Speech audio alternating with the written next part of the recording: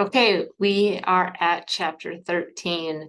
Chapter 13 is really kind of divided into two major sections. First, we're going to look at the pathogen's perspective and how they have evolved to kind of evade a lot of the immune response that the body would have against them. And then in the second part of the chapter, we'll talk about immunodeficiencies, where the body doesn't have the resources or the tools to fight off an infection. So we're going to break it up into those two pieces. We're going to start out by looking at evasion and taking the pathogen's perspective. So start out with, let's look at the human perspective. We've been spending all semester talking about the human perspective and what the body does to fight off an infection, to fight off a foreign invader. And so the ideal immune system in this case would be one where the infection is terminated before the pathogen can cause a lot of tissue destruction or use the body's resources or end up harming the individual. But we flip that around and we look at the pathogen's perspective. They also want to survive. Their goal is to make, new cells. Their goal is to survive and replicate. And so from their perspective, an immune system is kind of a nuisance. They want to try to avoid getting wiped out by the immune system. And so there's a lot of different tactics that pathogens have used to interfere with the immune system so that their system can go on and reproduce and grow like they want to. Now, we know that there's a lot of different molecules and processes that go on, and it's very complex when we talk about the immune response. We have the innate immune response, we have the adaptive immune response, and then we have a lot of cellular interaction, chemical messengers, and anything that the immune system does, the pathogen potentially could try to break up. It's like playing defense. Any play that the other team has, a defense can be there to try to get around it. You try to break the press if you're in basketball. That's about all I know. I know volleyball too. It's a little bit different, right?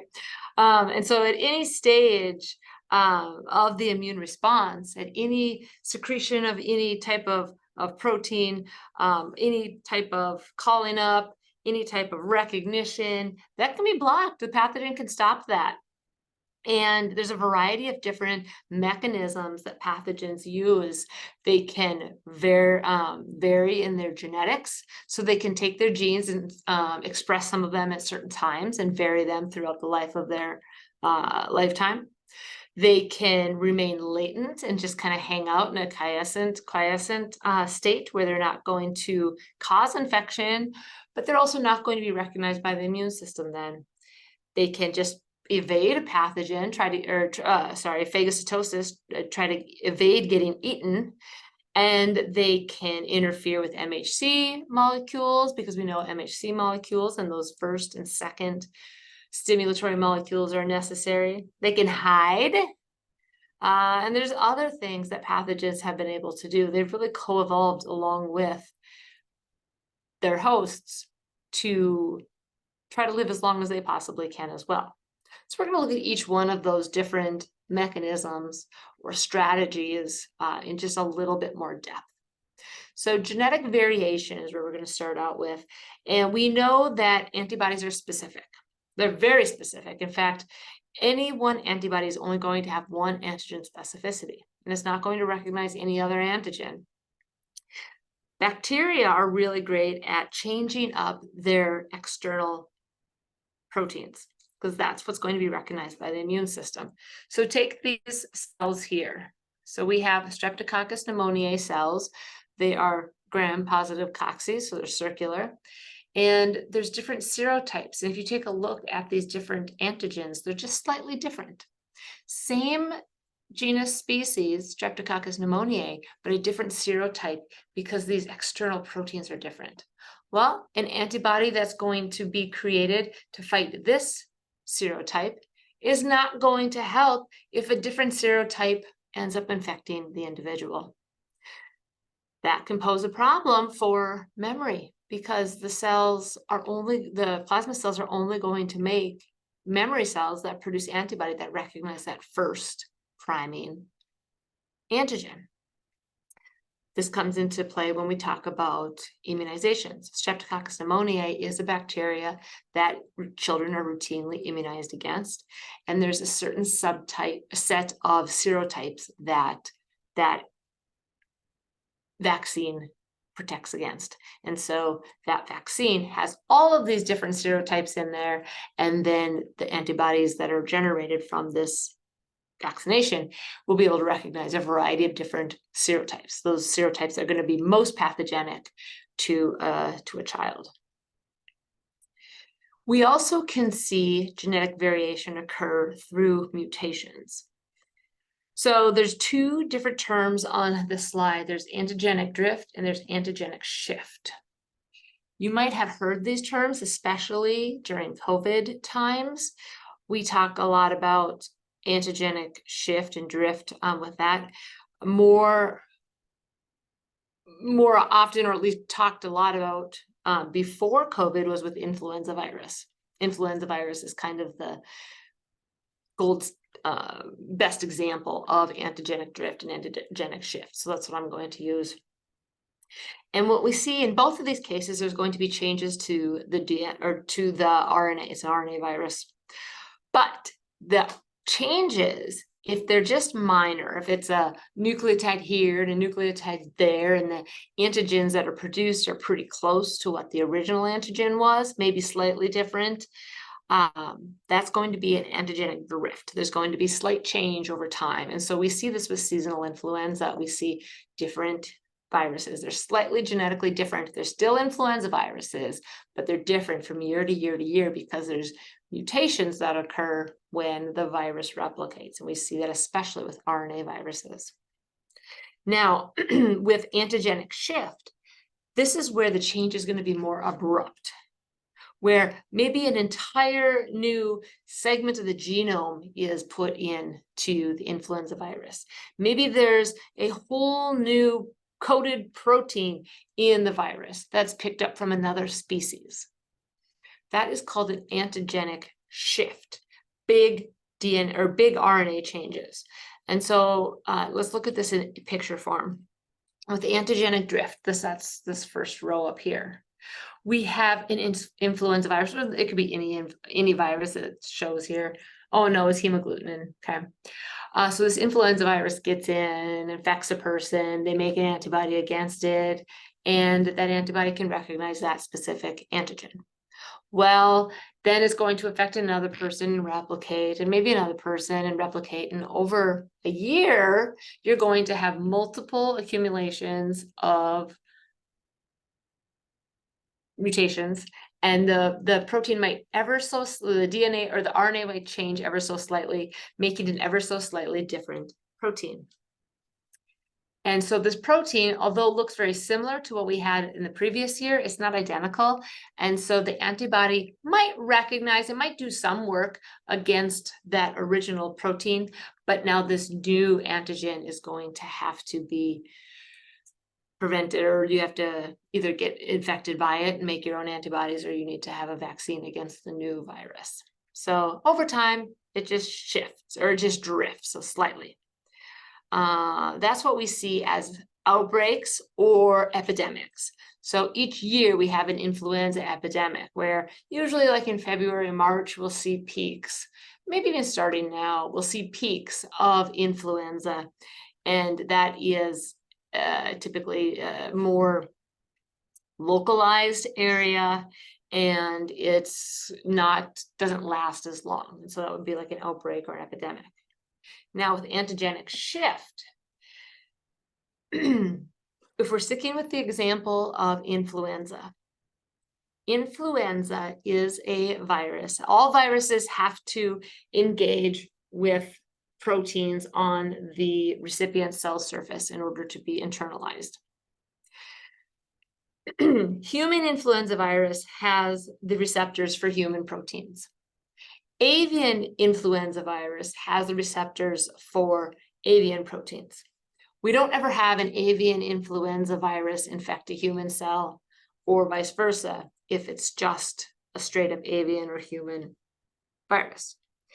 But pig cells have proteins on their surface that both human and avian influenza viruses can interact with and be internalized. When both a human and an avian influenza virus get inside of a pig cell, RNA is made, proteins are made, but there's no way to separate the two. And so you get a mixture. And now you have this new virus that is a mixture of both human and avian influenza. And it's totally unrecognizable because the protein is so different. And this is where we see a lot more people get sick, and it goes worldwide. So the definition of a pandemic is when an epidemic or an outbreak extends across the world. Okay, so that this is exactly what happened. Maybe you guys remember in 2009, 2008 or 2009. So maybe you heard about swine flu. Maybe that sounds familiar. H1N1, and that was the last influenza pandemic that we had. Maybe in 2009. Started in 2008, maybe. Okay. Gene conversion is another tactic that pathogens can use. Similar in that it's going to involve the nucleic acids of the pathogen, but instead of having changes occur from season to season, we can see where pathogens decide, okay, let's go ahead and express this protein. Okay, that's enough now, stop. Let's go ahead and express this protein. Okay, no, immune system responded, let's express this protein. And so the pathogen kind of elongates the time that it can stay in the body, because once and this is the example we have here of trypanosomes. Trypanosomes are tiny little parasites that live in the blood. They get in through a fly bite, and they just change their external proteins every so often.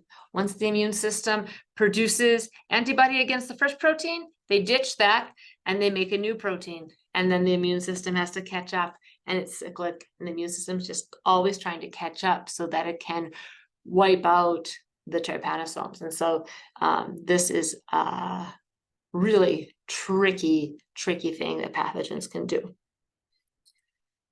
Latency. This one is something we probably are all pretty familiar with. If we think about a virus, viruses are internal pathogens. They have to get inside of a human cell in order to survive, right? They need to get into a human cell and replicate and make their proteins, because they don't have any replication machinery. They can't transcribe, they can't translate. They have to use host cell machinery. So then if somebody is infected by a virus, the only way to eliminate that infection is to kill any cell that has a virus particle or virus particles in them. That means that MHC1 molecules are going to be necessary, because a CD8 positive T cell is going to be in charge of killing the virally infected cells. And we know that CD8 recognize MHC class 1. Some viruses, though, are difficult to fully wipe out, because they know that if they hang out in a cell, like an epithelial cell, that they're going to get found, because MHC1 molecules are going to display their proteins, and then that cell is going to get killed, and really their home is set on fire and destroyed, and they have nowhere to go. So what they do is they'll enter something, a quiescent stage that they're just latent. It's called latency. And they don't do anything. They just sit there. They sit there and they just wait. They're not replicating. They're not, so the individual who has it, they're not infective. There's not going to be virus-produced peptides to elicit a T cell response. And so essentially the body doesn't even know they're there. Herpes viruses are really great at doing this. Herpes viruses include what we see with like oral herpes or cold sores, genital herpes, as well as chickenpox is a herpes virus, varicella virus. And they will go into this latency and reemerge when the body is worn down. Let's look at a picture of that. So oral cold sores is what we're looking at here. It's a herpes virus, where the virus hangs out in the nerve ganglion, just back there, and doesn't do anything. And because of the privilege of the nervous system, there's not a lot of MHC molecules on nerve cells. We don't want inflammation. We don't want to have a lot of immune response occurring in the nervous tissue. And so it's a great safe space for viruses to hang out and wait. Then when there's some sort of stress to the individual, stress to the body, it can be a different illness, and the body's busy fighting that other pathogen. It could be extreme cold. It could be a sunburn or extreme sunlight. It could be hormonal changes, anything where the body's going to have some stress on it. Then those viruses reactivate because they're like, oh, body's stressed. Let's get out there and do our work. Then they'll come down, they'll crawl down the nerve to the nerve endings. And that's why we see oral cold sores at nerve endings, like around the mouth, in the nose. With shingles, for example, with chickenpox, the same virus causes shingles, and it resides in the nerve ganglion along the trunk, and then it'll reemerge at the nerve endings along the sides, the trunk. So then that will mount to CD8 immune response. You end up with these giant sores on your mouth or in your nose, or sometimes even in your throat. It can be really bad. The CD8 positive T cells will kill. There'll be destruction. There'll be pain, swelling, inflammation, and then they'll retreat and they'll go back to the nerve ganglion and hang out and wait for the next time. So very, very tricky. Evading phagocytosis is a pretty low-hanging fruit for a strategy for bacteria. Just don't get eaten. Just get out there and either hide or do something that prevents you from being taken up by a macrophage or by a neutrophil. So the examples that we have here of organisms evading phagocytosis, they are all bacteria. Mycobacterium tuberculosis is actually an acid-fast bacteria. We don't classify it as gram-positive or gram-negative. It would be gram-positive if we did a gram stain, but acid-fast because it has a waxy mycolic acid. And with that, it's going to, it's so tricky in that it can get taken up by a macrophage. So it can be coated, oh, this is Staph aureus. It can be coated with probably a complement or maybe some sort of antibody taken up by a macrophage. But then if it can drive a type 2 helper response versus a type 1, it can actually not get destroyed and live inside of a granuloma in the macrophage or in the tissue. And so it can survive and flourish inside the cell's vascular system. It just tricks the immune response into providing a humoral response versus a T helper 1 inflammatory. We need to ramp up macrophage action response. Listeria monocytogenes is a bacteria that also can be taken up but escapes and gets into the cytosol of the cell.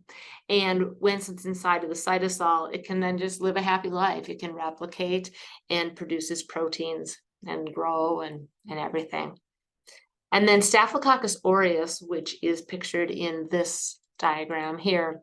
Staph aureus is, I don't know why they have it red here, but Staph aureus is a gram-positive cocci. It secretes a protein that, oh wait, where are we at here? So these are, okay, yeah, these little red ones are Staph aureus. Normally what would happen is we would have IgA bind to it in the gut or somewhere in the gut-associated lymphoid tissue or the respiratory tract, and then it would get picked up by a macrophage and eaten. But Staph aureus can produce another protein that, another couple proteins actually, that will bind onto the surface of that IgA and actually prevent the antibody receptor from recognizing the antibody. And so then those cells can go on to replicate without ever being picked up. So they actually just prevent uptake, where these other two, they get taken up, but they just don't get destroyed inside of the phagocyte.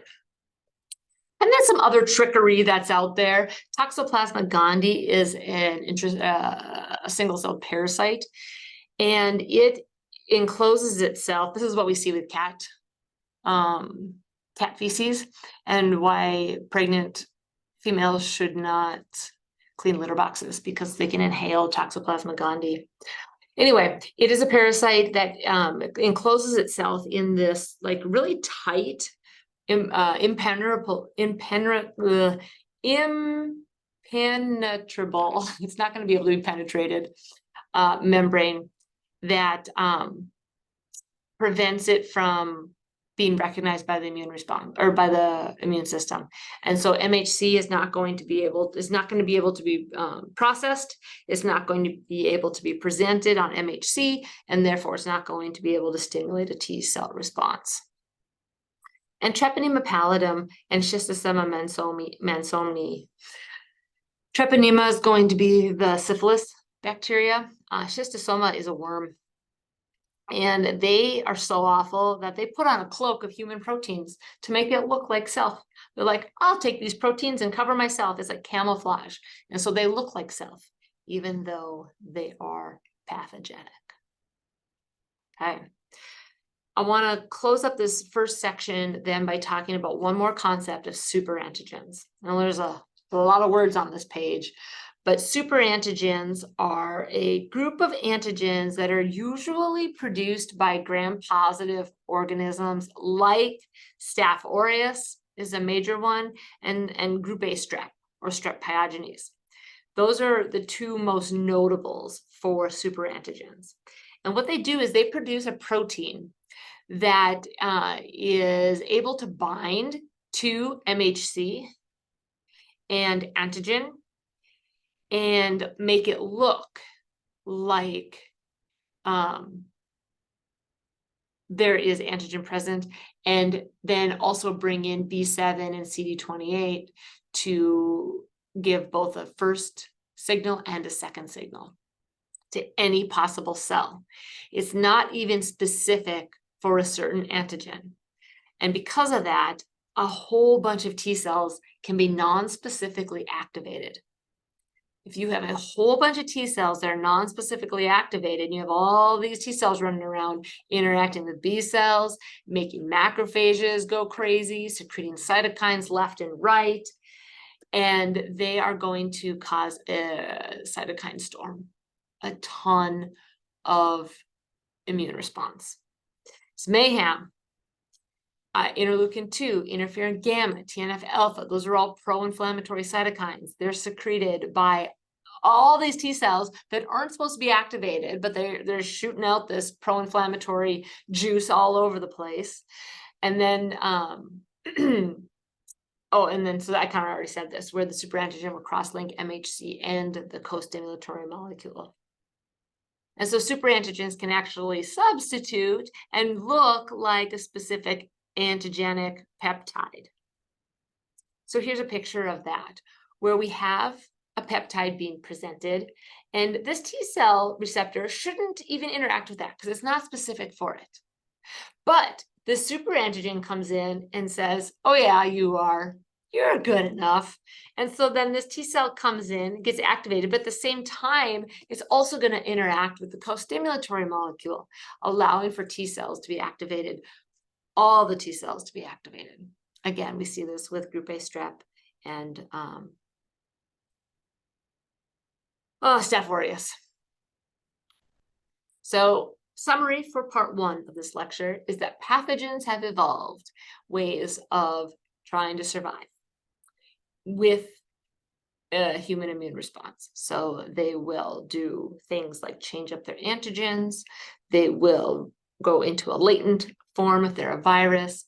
They will avoid phagocytosis.